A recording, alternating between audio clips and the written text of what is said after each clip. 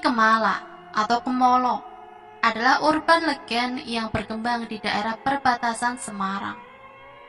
Nyi Kemala dulunya adalah seorang silihan hiu, itu dalam bahasa Jawa ya, atau bisa disebut rentenir atau lintah darat.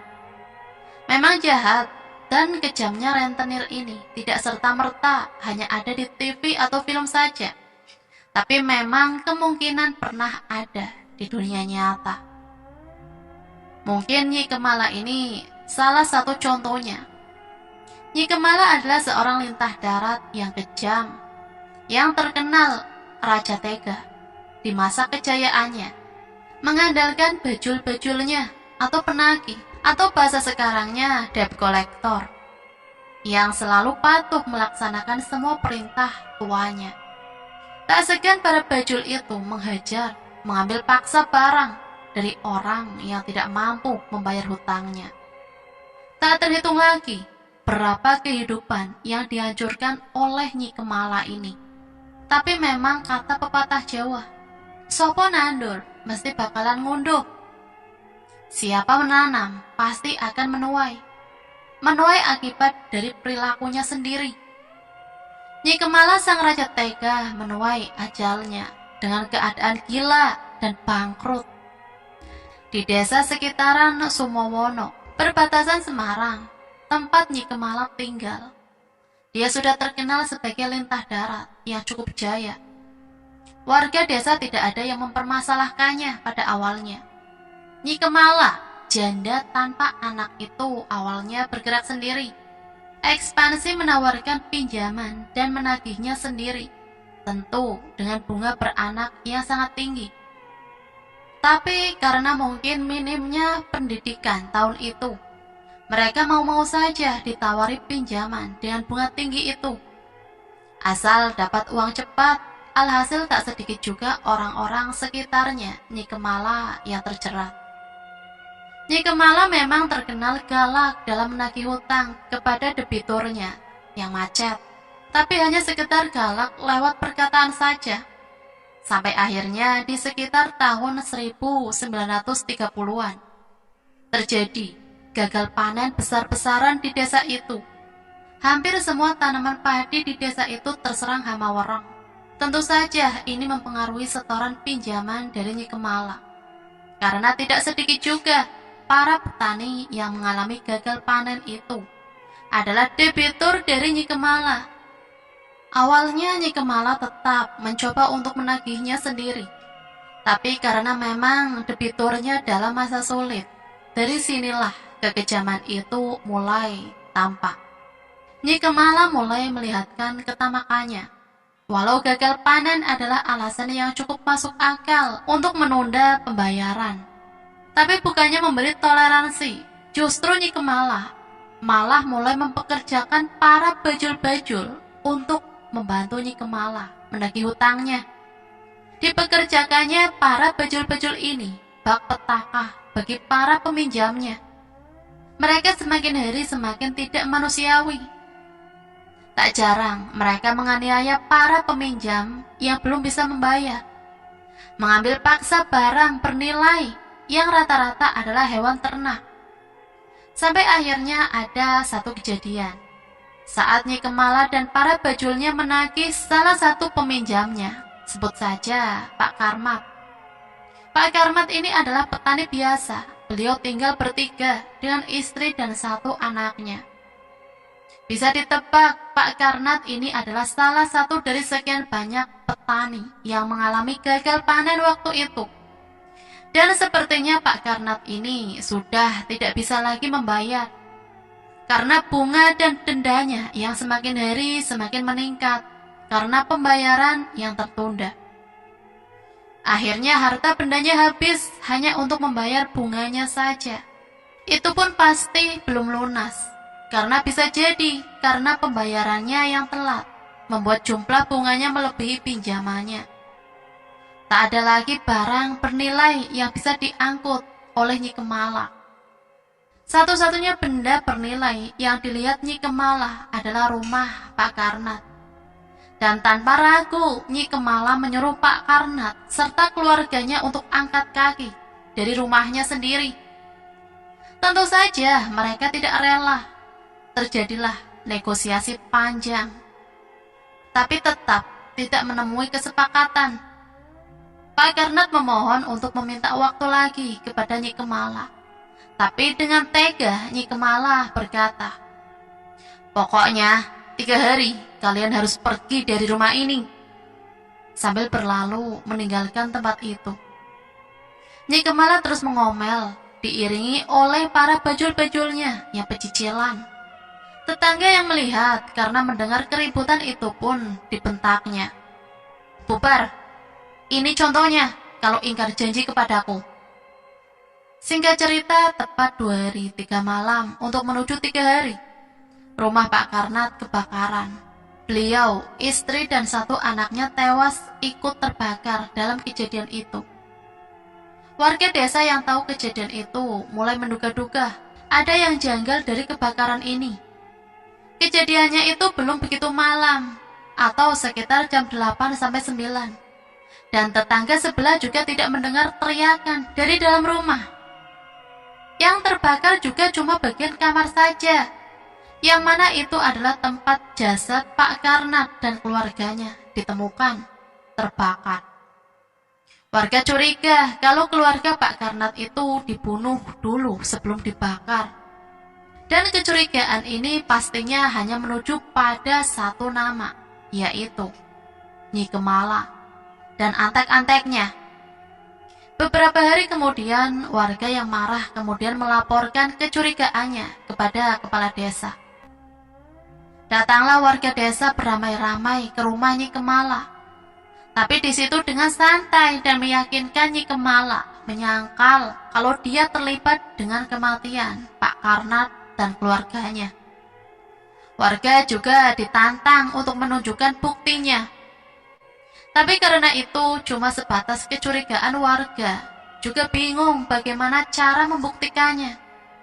Yang jelas warga sangat yakin kalau Nyi Kemala ada hubungannya dengan kematian keluarga Pak Karnat. Hari pun berlalu, pasca kematian keluarga Pak Karnat, sekitar 1-2 bulan, kecurigaan warga semakin menguat. Karena para bajul-bajul itu pergi meninggalkan Nyi Kemala. Dan itu Nyi Kemala sudah jarang terlihat di desa, berkeliling menagih hutang-hutang debiturnya. Singkat cerita, beberapa hari kemudian di suatu malam, warga mendengar suara teriakan. Tapi itu keras, tapi terdengar jelas. Terlihat kepulan api dari kejauhan. Rumah besar di pojok desa yang sedikit berada di lembah itu kebakaran. Itu adalah rumah Nyi Kemala. Warga berbondong-bondong mendatangi rumah Nyi Kemala, masih mendengar teriakan. Tapi karena kebakaran sudah menjalar kemana-mana, warga tak bisa berbuat banyak untuk menyelamatkan Nyi Kemala. Perlahan teriakan itu hilang bersama kobaran api yang melahap habis rumahnya. Nyi Kemala meninggal terbakar bersama rumahnya, persis seperti keluarga Pak Karnat. Dari sinilah cerita teror hantu yang diduga kuat adalah Nyi Kemala itu dimulai. Saat api mulai padam, barulah warga berani masuk ke dalam rumah itu. Benar-benar luluh lantah, seperti tak ada yang tersisa. Warga pun mulai mencari di setiap sudut di mana Nyi Kemala. Rumahnya memang sangatlah besar, dan belum ada warga yang pernah masuk sejak rumah ini berdiri. Akhirnya setelah pencarian ditemukanlah Nyi Kemala. Di kamarnya mengenaskan sekali. Jasadnya sudah hangus terbakar, matanya melotot, mulutnya terbuka, dan mirisnya lagi dia terbakar dalam keadaan menggenggam gentong di tangan kanan dan kirinya, yang mana gentong itu masing-masing berisi uang dan perhiasan. Warga cuma bisa mengelus dada. Seandainya dia tidak memikirkan hartanya, mungkin dia masih bisa selamat. Pasalnya jendela kamar itu terbuka lebar. Kalau saja Nyi Kemala lompat, mungkin masih bisa selamat dari kebakaran itu. Tapi apakah itu penyebabnya? warga juga tak tahu pasti. Awalnya entah baik atau tidak, kematian Nyi Kemala tentu membuat banyak orang beruntung, terutama para peminjamnya. Karena dengan kematiannya, mungkin mereka tak perlu mengembalikan uang yang dipinjamnya. Tapi kenyataannya tidak begitu. Sejak kematian Nyi Kemala, banyak warga yang mengaku didatangi sosok seperti Nyi Kemala. Rata-rata orang yang mengaku didatangi adalah orang yang masih mempunyai hutang dengan Nyi Kemala. Tapi sepertinya sosok yang diduga adalah Nyi Kemala itu bukan datang untuk menagih hutang. Mungkin lebih ke permintaan maaf. Karena setiap datang sosok itu hanya menangis. Kadang juga hantu Nyi Kemala itu berjalan sambil menangis mengelilingi desa dengan kebaya hijau, rambut terurai, wajahnya gosong dan jalannya pincang. Konon sampai sekarang di malam-malam tertentu, hantu Nyi Kemala itu masih sering terlihat berjalan keliling desa. Rumah Nyi Kemala. Nyi Kemala ini sepertinya tidak punya kerabat. Itu dibuktikan karena tak ada ahli waris dari rumah itu. Alhasil rumah itu terbengkalai. Tak berubah, tapi konon sosok yang diduga adalah Nyi Kemala masih sering terlihat mondar-mandir di rumah itu. Tahun berlalu, setelah puluhan tahun terbengkalai. Sekitar tahun 90-an, rumah Nyi Kemala ini sempat diklaim oleh pemerintah dan dibangun menjadi KUD atau Koperasi Unit Desa. Dan entah kenapa KUD itu ditutup tahun 98-an. Sampai di tahun 2000, bangunan itu dibeli oleh seseorang yang dijadikan tempat penggilingan padi sampai sekarang. Dan katanya hantu Nyi Kemala menjadi penunggu di tempat penggilingan padi ini. Kerap juga suara dan menampakkan diri. Kali ini kesaksian dari Mas Sutikno, yang mana beliau adalah penjaga yang sering tidur di tempat penggilingan padi ini. Nama saya Sutikno. Umur saya sekitar 30 tahun. Sejak saya kecil, memang KUD ini atau bekas rumah Nyi Kemala dikenal angker. Ini cerita turun-temurun dari warga desa, dari zaman kakek nenek saya. Saya pikir awalnya hanya untuk menakut-nakuti anak kecil saja. Seingat saya KUD ini ditutup pasca reformasi sekitar tahun 98 sampai 99. Dan sekitar tahun 2000-an, bekas KUD ini dibeli oleh sebut saja Pak Haji dan dijadikan selipan atau tempat penggilingan padi. Dulu saya tidak begitu ingin tahu dan peduli tentang urban legend Nyi Kemala ini. Karena dari SD sampai SMP saya di pesantren. Jadi kurang begitu update tentang apa-apa yang terjadi di desa. Setelah saya lulus SMP, saya tidak melanjutkan sekolah lagi dan pulang ke desa. Sekitar tahun 2005, saya kerja di tempat penggilingan Pak Haji ini. Awalnya sih banyak yang bilang, di situ angker lah, gimana lah. Karena memang katanya tidak ada yang betah. Hampir setiap tahun selalu gonta-ganti penjaga. Awalnya sempat ragu, tapi saya agak gengsi. Soalnya saya lulusan pesantren, masa takut sama yang gituan. Lagi pula ijazah saya juga cuma SMP. Kerjanya juga nggak berat, pagi bantuin giling padi, dan malamnya jaga tempat itu. Bekerjalah saya di selipan itu.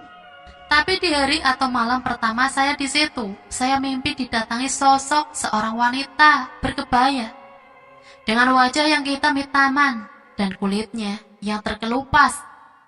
Dalam mimpi itu, sosok itu tidak berbicara, hanya menangis, merintih, seperti kesakitan. Dan saat bangun di pagi hari, saya berpikir, kenapa mimpi ini seperti nyata? Dan saya benar-benar bisa mengingatnya dengan gamblang. Apakah ini Nyi Kemala itu? Tapi coba saya tepis. Mungkin ini hanya bunga tidur. Saya pun mencoba untuk tidak terlalu memikirkannya. Tapi entah kenapa, semakin saya mencoba tidak memikirkannya, semakin saya kepikiran. Ada sedikit rasa takut sih, tapi saya terus melawannya. Di malam kedua, saya mencoba untuk tidur. walaupun jujur masih kepikiran tentang mimpi semalam. Sambil mendengarkan radio, saya pun tertidur. Tapi tengah malam, saya terbangun. Seperti mendengar suara orang menyapu. Di depan, di tempat yang biasanya untuk menjemur gabah atau padi.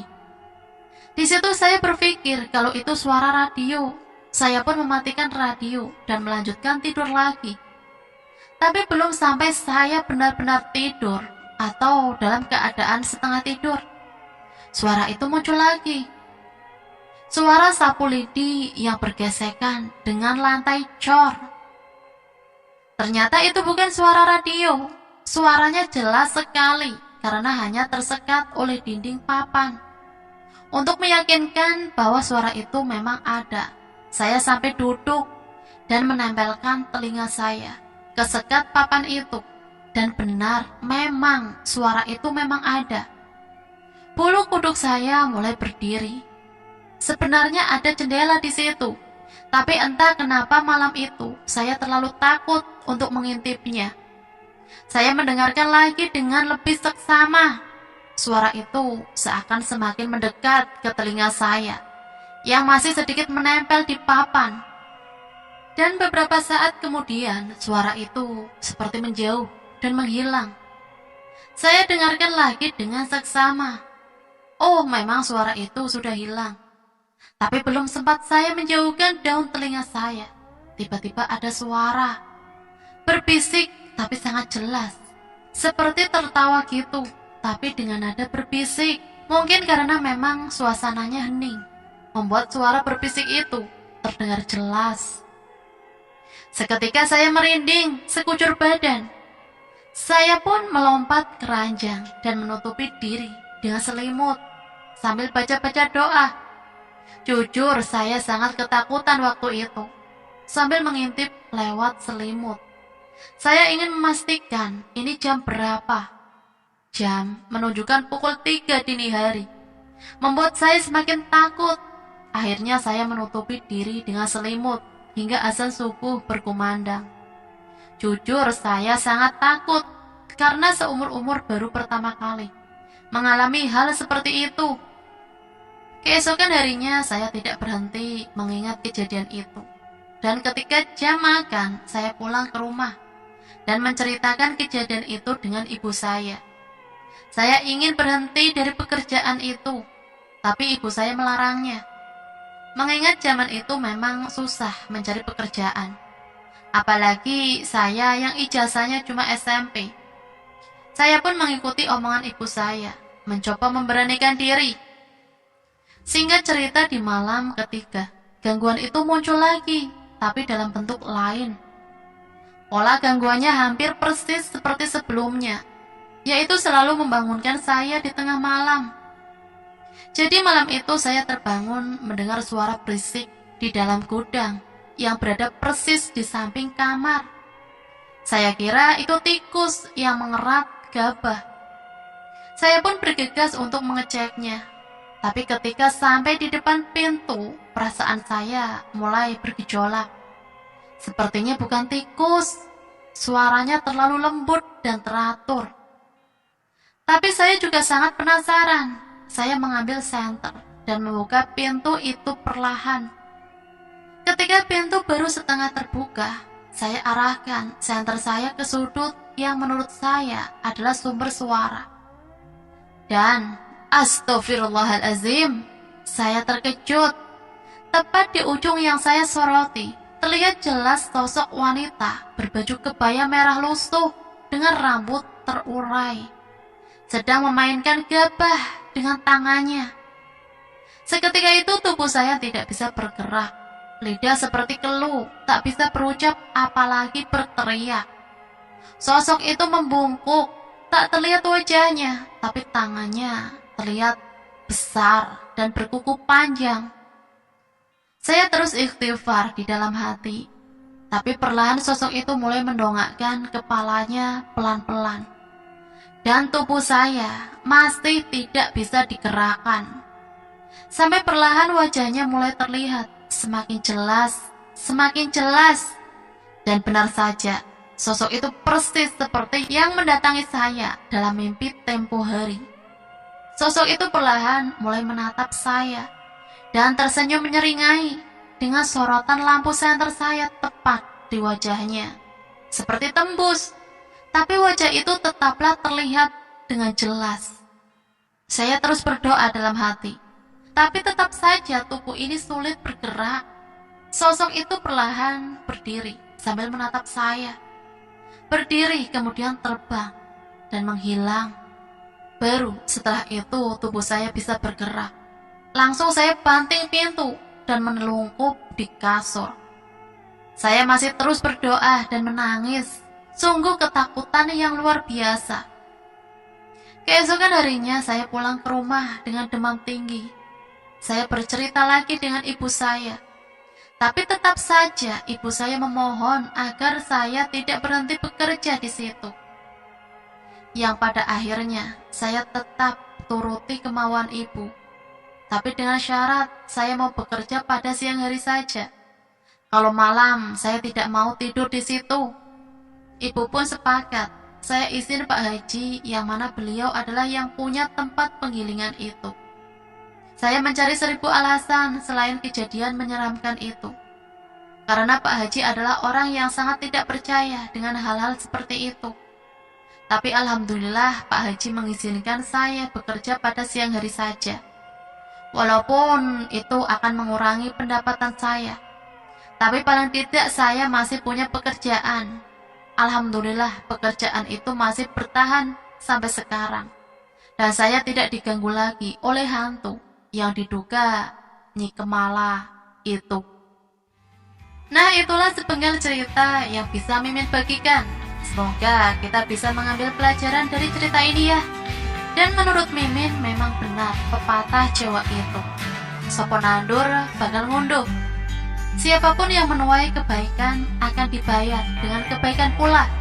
Sebaliknya, barang siapa yang menanam hal negatif, suatu saat akan menuai karma juga.